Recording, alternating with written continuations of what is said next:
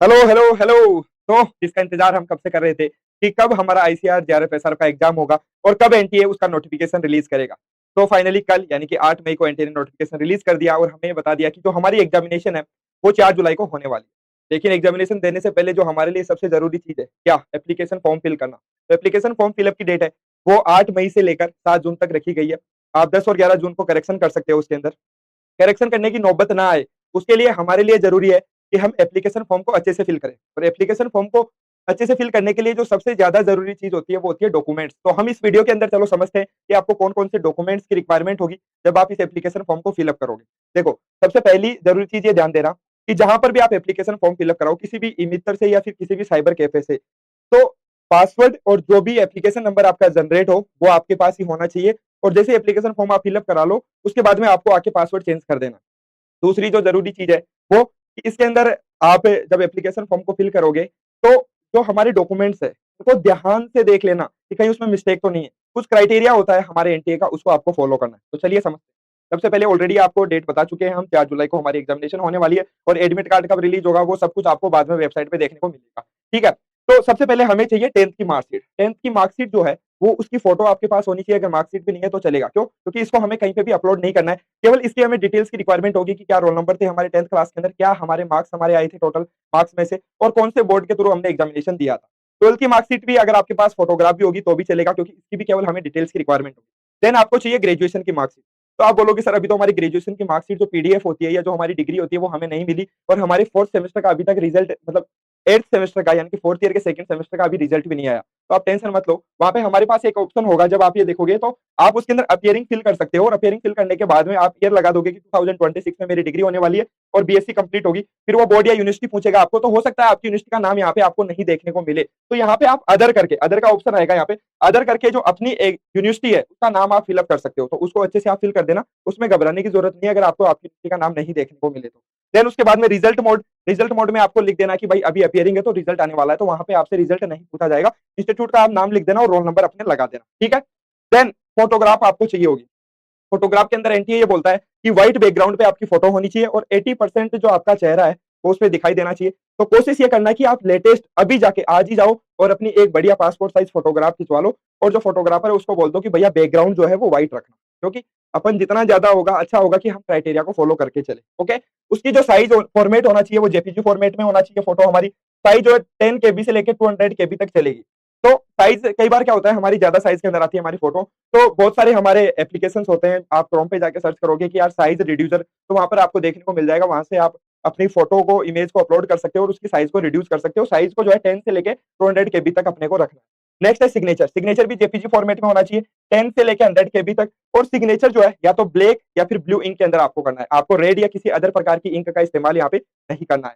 Next है अपना thumb impression. देखो थंब इंप्रेशन में जो साइज है वो 10 से 100 KB के बीच में रहेगी, लेकिन इंपॉर्टेंट जो चीज है थंब इंप्रेशन में जानने की वो है कि जो मेल होंगे यानी कि लड़के जो है वो अपना लेफ्ट थंब का इस्तेमाल करेंगे और जो लड़कियां है वो अपने राइट थंब का इस्तेमाल करेगी। इस चीज का आप अच्छे से ध्यान देना, क्योंकि जब एग्जामिनेशन देने आप जाओगे तो वहां पे भी इस चीज को क्रॉस चेक किया जाता है। नेक्स्ट है अपना कैटेगरी सर्टिफिकेट। देखो कैटेगरी जो सर्टिफिकेट होता है उसको लेकर सबसे ज्यादा कंफ्यूजन होता है। ऑलरेडी हमने 1 महीने पहले एक वीडियो बनाया था शॉर्ट और उसमें बताया था कि भैया अभी आप अपना कैटेगरी सर्टिफिकेट बनवा लो, क्योंकि एग्जाम से पहले आप बनवाते हो तो लगभग 5 से 7 दिन आपके लगते हैं। Category certificate mostly SC ST और ओबीसी के लिए इसकी रिक्वायरमेंट होती है, प्लस ईडब्ल्यूएस के लिए।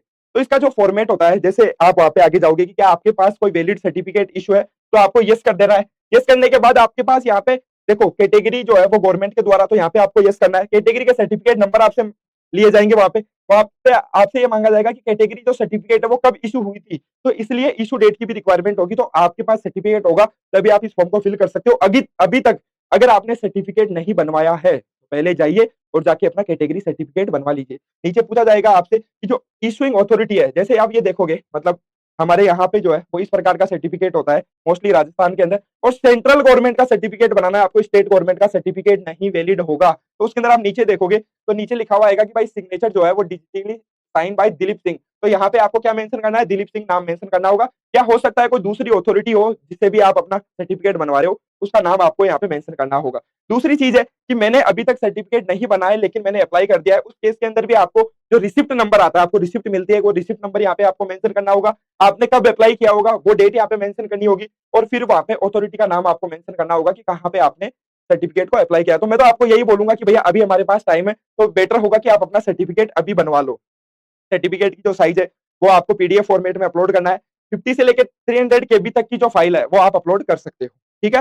नेक्स्ट है अपना पीडब्ल्यूडी सर्टिफिकेट। भाई जिनको पीडब्ल्यूडी जिनकी कैटेगरी होती है उनको पीडब्ल्यूडी सर्टिफिकेट अपलोड करना होगा। तो आप भी आपने आपने अपना सर्टिफिकेट बनवा रखा होगा। अगर नहीं बनवाया है तो आप भी अपने सर्टिफिकेट को क्रॉस वेरीफाई कर लीजिए, दोबारा से सर्टिफिकेट बनवा लीजिए, और अगर आपके पास वैलिड सर्टिफिकेट हो तभी आप अप्लाई करना। तो ये कुछ जरूरी डॉक्यूमेंट्स है जो आपको ध्यान में रखना है। इसके अलावा भी हो सकता है आपके डॉक्यूमेंट्स को लेकर किसी भी प्रकार का डाउट आ रहा होगा, आपके कहीं ना कहीं ये लग रहा होगा कि यार मेरा जो डॉक्यूमेंट है ये सही है या नहीं है, तो उसको भी हम क्रॉस वेरीफाई कर देंगे। उससे पहले यहाँ पे एक कॉल आ गया, इसको कट करते हैं अपन, ठीक है।